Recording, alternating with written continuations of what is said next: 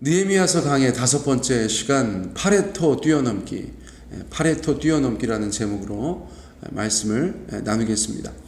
지금 느헤미야는 이제 3장에서 성벽을 재건하기 시작하였어요. 말 그대로 토건 사업이죠. 토건 사업. 굉장히 육체적인 노동을 집중해야 하는 그런 일이었어요. 더군다나 장애물들이 있었죠. 특별히 앞서 계속해서 반복해서 말씀드리는 도비야, 산발랏 이런 사람들, 그런 사람들의 방해가 있기 때문에 이 일을 질질 끌면은 되지 않았어요. 굉장히 단시간에 그 일을 감당해야 했죠.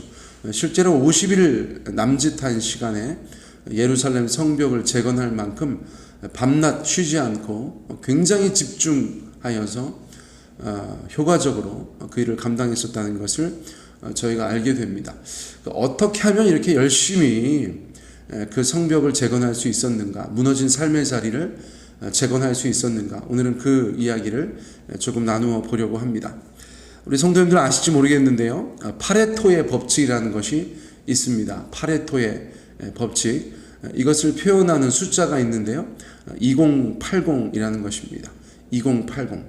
나도 그거 알아요. 2080. 치약이잖아요. 이렇게 얘기하실 수도 있어요.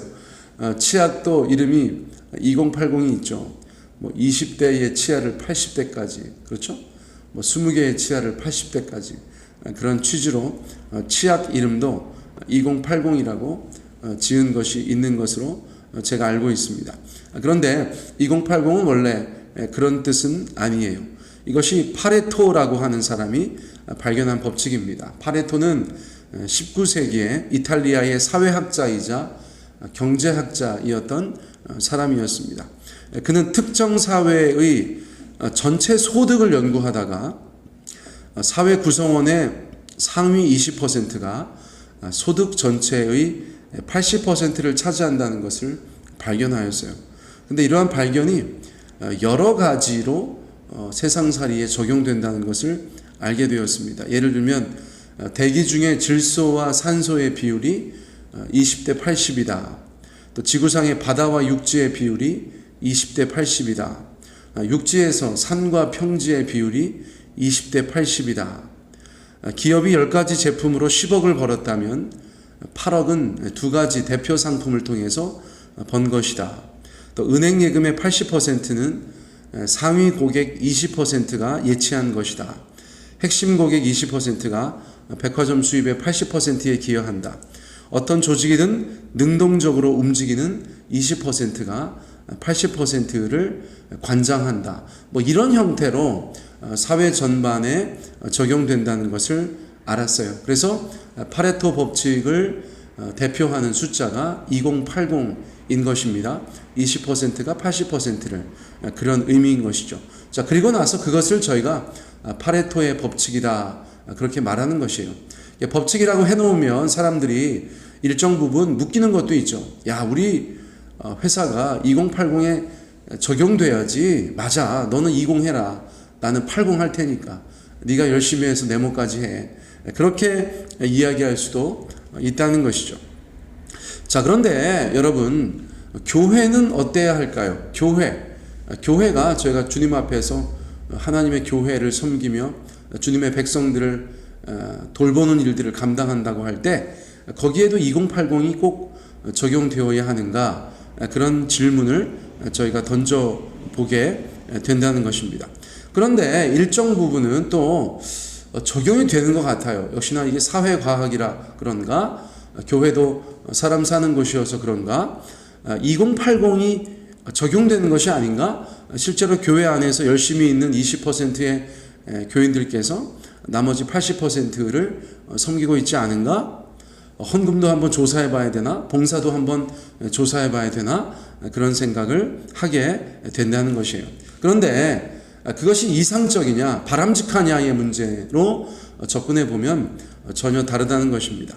지난 주일에 제가 이상이라는 단어에 대해서 사전적인 의미를 말씀드렸죠. 생각하기에 가장 완전한 상태. 교회에서 파레토 법칙이 적용되어야 하는가? 그것이 이상적인가? 그렇지는 않을 것이다.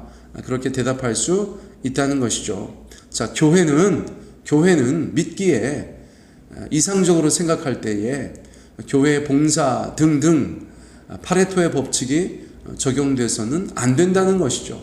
너나 할 것 없이 하나님 앞에 열심을 가지고 주님의 일들을 감당해야 되는 것이 아닌가, 그런 생각에서 오늘의 설교를 착안하였습니다. 자, 그런데 느헤미야서 3장에서 보여주고 있는 이 성벽 재건의 현장은 파레토 법칙이 적용이 안 되는 것 같다는 것이죠. 2080의 일을 감당하는 것이 아니라 그냥 100% 모든 사람들이 열심을 다해서 성벽을 재건하고 있는 것이 아닌가, 그런 정황적인 증거들을 저희가 볼 수가 있다는 것입니다.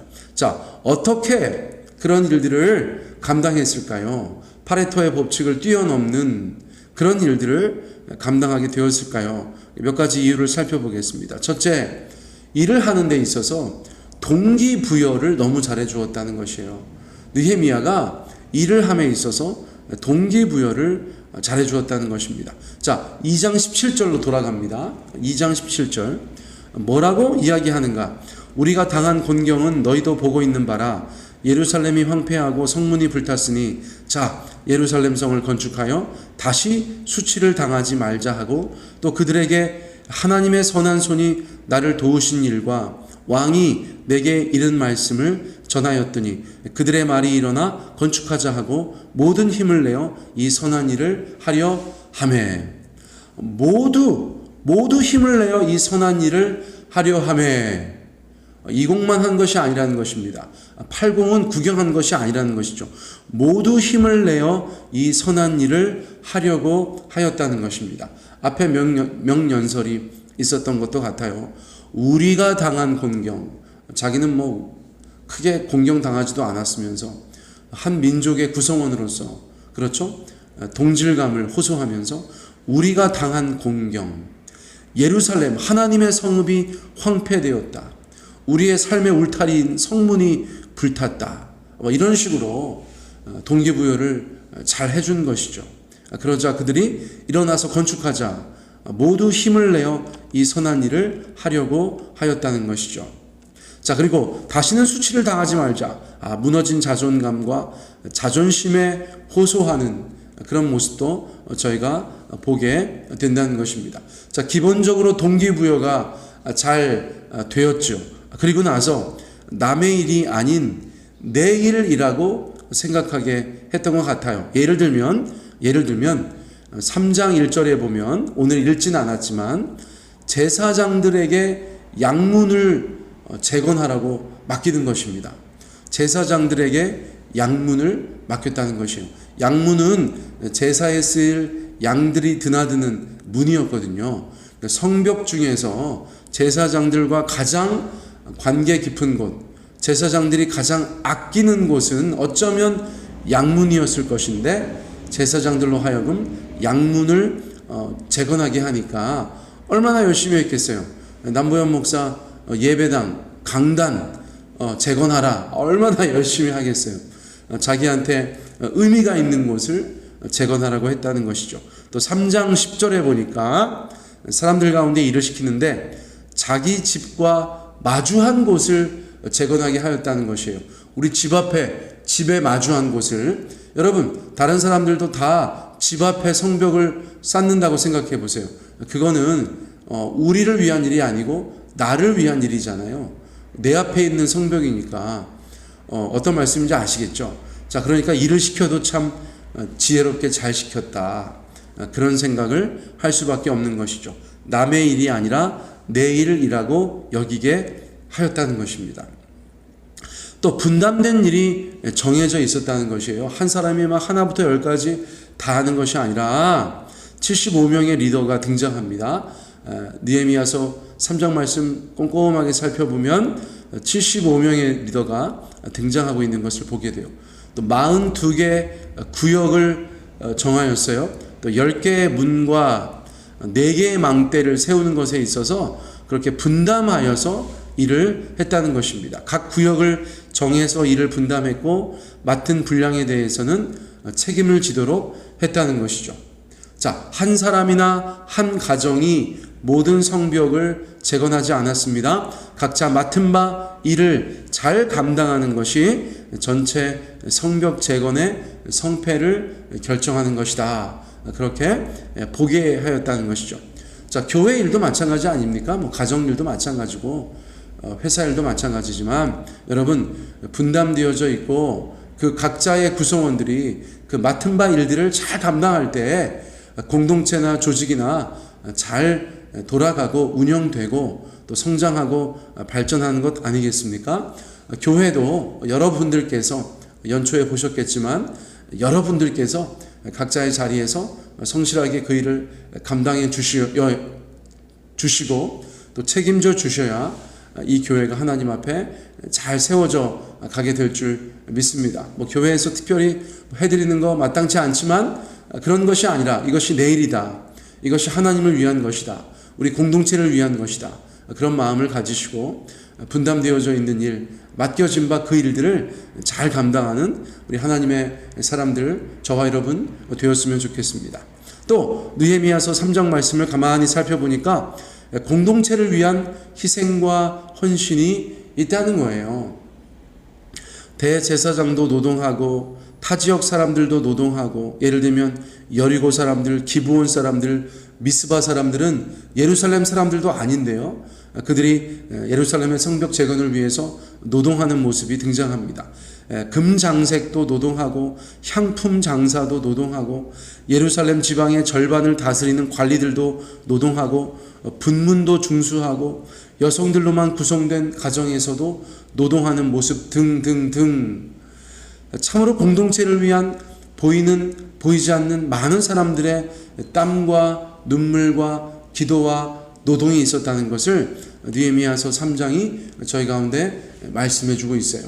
여러분, 저희 교회가 뭐 백수십 명 되는 그런 교회입니다. 여러 가지로 일들이 있는데, 여러분 목사 입장에서 가만히 교회 전체를 이렇게 생각해 보면 여러분 정말 많은 분들의 땀과 수고, 노동과 섬김이 있다는 것을 알 수 있어요. 보이는 것은 20% 같아요. 보이는 것은 20%예요. 보이지 않는 것들이 훨씬 많죠. 세상사가 다 그렇지 않습니까? 세상사가 다 그렇지 않습니까? 그렇습니다. 그렇습니다. 설교만 생각해봐도 그렇죠. 뭐 설교하는 거, 뭐 여기 앉아서 또는 강당에 서서 뭐 계속 그냥 말하는 것 같지만 그 설교 한 편 하려고 준비하는 과정들이 제법이거든요. 자, 그런 것입니다. 저는 그런 생각을 늘 하죠. 어떤 교인께서 뭐 기도를 맡으셨어요. 대표 기도 하나 맡으셨어요. 나와가지고 뭐 한 2, 3분 이렇게 쭉 기도문을 읽어 내려가시는데, 아유, 뭐 2, 3분 했네. 여러분 그렇게 생각하지 않거든요. 어떤 분은 그거 2, 3일 하세요. 2, 3일. 준비하시는데 또 준비하고 또 준비하고 또 써보시고 또 써보시고 읽어보시고 또 성경 공부 소감문 발표하는 분들도 제가 그 과정에 대해서 듣습니다. 그게 보통 일이 아니죠. 앞에 나와서 뭐 5분 정도 발표하는 것 같은데 여러분 5일 동안 끙끙 앓으시는 분들도 많으시거든요. 자, 그런 것입니다. 우리가 다 하나님의 교회를 위해서 보이는 곳에서 잠깐, 보이지 않는 곳에서 오랜 시간 동안 그렇게 희생하고 헌신하고 봉사하는 것을 하나님도 아시고 저도 알고 우리 서로도 알아야 된다고 생각해요. 자, 그런 것들을 통해서 공동체가 세워져 가고 나의 수고를 통하여서 다른 사람들이 유익을 얻고 기쁨을 얻고 그렇게 주님 앞에 살아가는 것이 아닙니까? 그렇게 서로 봉사할 때, 서로 섬길 때 하나님의 교회로서 세종배단위 교회가 주님 앞에서 더욱더 복되고 귀한 교회들로 나아가게 될 줄 믿습니다. 내가 열심히 하는 건 남들이 알아주지 않는다, 목사가 알아주지 않는다, 그렇게 생각하지 마시고요. 우리 하나님 앞에서 우리 각자 맡은 바 일들을 잘 감당하시는 우리 주님의 백성들 되시기를 축복합니다. 또 그것에 따른 적절한 칭찬과 격려도 있어야겠죠. 하나님의 보상도 경험하시면 좋겠죠. 느헤미야는 이 역사를 기록하면서 이 일에 참여한 모든 가정의 대표자들을 언급하고 있는 것을 저희가 보게 됩니다. 이스라엘 역사서, 그들의 이름을 남겨서 칭찬하고 격려하고 보상하려고 했던 것이죠. 거기에 적혀 있는 그 이름들 얼마나 영광스럽습니까? 역사의 어느 한 시점에 어떤 기간에 예루살렘 성벽을 재건하려고 열과 성을 다했던 그 가문의 대표, 그 가정의 대표, 하나님께서 그들을 기억하고 있고 역사가 그들을 기억하고 있다는 것이죠. 자, 하나님은 그 마음에 우리의 이름들을 새겨 놓아 주셨는 줄 믿습니다. 여러분, 그것을 꼭 기억하셔야겠어요. 자, 이렇듯 적당히 격려하고 칭찬하는 것, 이것은 공동체 안에서도 굉장히 중요한 것입니다. 특별히 제가 교인들께 늘 말씀드리는데, 저한테는 그렇게 안 하셔도 되는데, 목자, 그리고 목녀, 부서의 일꾼들, 기타 등등 여러 앞에서 계신 리더들에 대해서 저희가 하나님 아버지 앞에 그들을 위해서 기도하고 또 그들을 위해서 격려해 주시고 분발하라고 박수 쳐 주시는 그런 모습들이 꼭 필요하지 않은가 생각되어집니다. 꼭 리더는 아니더라도 어쨌거나 우리가 서로 격려하고 칭찬하고 응원해야 되는데, 어쨌거나 리더들에 대한 칭찬과 격려와 응원은 또 그 중에서도 중요한 것이기 때문에 말씀을 드리는 것이에요. 저희가 장거리 이동하는 기러기에 대해서 여러 차례 많은 분들께서 인용하시는 것을 들었습니다. 여러분, 기러기가 1년에 한 10,000km 정도 비행한다고 해요. 무슨 비행기도 아니고, 그렇죠.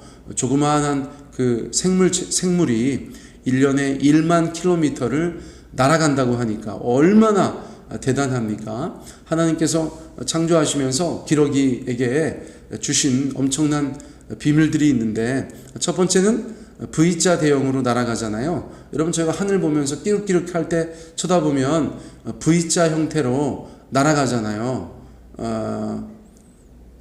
정식 명칭이 있는데 제가 갑자기 생각이 안 납니다.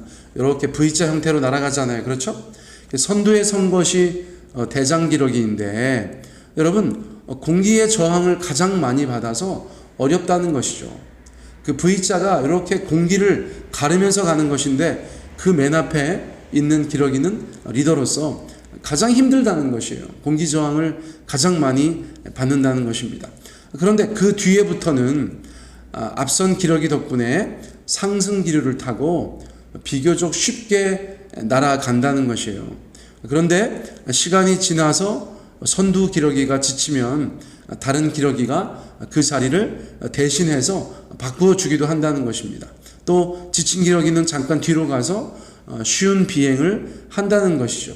그리고 앞선 기러기가 날아갈 때는 뒤에 있는 기러기가 소리로 응원하는 것이래요. 끼룩끼룩 하면서 응원하는 것이랍니다. 힘내요, 힘내, 화이팅! 우리 리더 화이팅! 그렇게 한다는 것입니다. 우리 장로님 화이팅! 권사님, 목자님, 우리 부장님 화이팅! 그렇게 한다는 것입니다. 끼룩끼룩 소리가 야 똑바로 해, 너 그렇게밖에 못해, 그게 아니라는 것이죠. 힘내요, 화이팅! 우리 기러기 멋져요, 이렇게 한다는 것이죠. 자, 그렇게 하면 앞선 기러기가 그 공기의 저항을 받으면서 날아가는 것 때문에 힘들어 하다가 또 힘을 낸다는 것입니다. 이런 건 누가 연구하는지 잘 모르겠으나 아무튼 내용 자체는 굉장히 은혜롭죠. 그렇죠? 자, 그러므로 우리가 각자 서 있는 곳에서 우리 공동체원들 서로 응원하고 축복의 말과 칭찬과 격려의 말과 힘이 되는 말들, 그런 것들로 서로가 서로를 위해서 그렇게 외치는 신앙 공동체가 되었으면 좋겠고, 각자의 여러 가지 일들을 함께 나누어서 우리 각자가 살아가는 것도 때로는 힘들고 가정의 여러 가지 일들도 있지만, 우리 가운데 주님께서 허락하신 이 귀한 교회 공동체를 위해서 함께 땀을 흘리며 기도하며 사랑을 나누는, 또 칭찬과 격려를 서로 가운데 보내는 그런 귀한 공동체가 되기를 원합니다. 오늘 파레토의 법칙을 뛰어넘는 교회가 되자는 취지로 말씀을 나누었습니다. 동기가 살아있는 교회, 각자 맡은 일을 성실히 잘 감당하는 교회, 신앙 공동체를 위해서 희생하고 헌신하는 교회, 또 서로 칭찬하고 격려하는 교인들, 여러분, 그런 세종배단위 교회 되기를 예수님의 이름으로 축복합니다.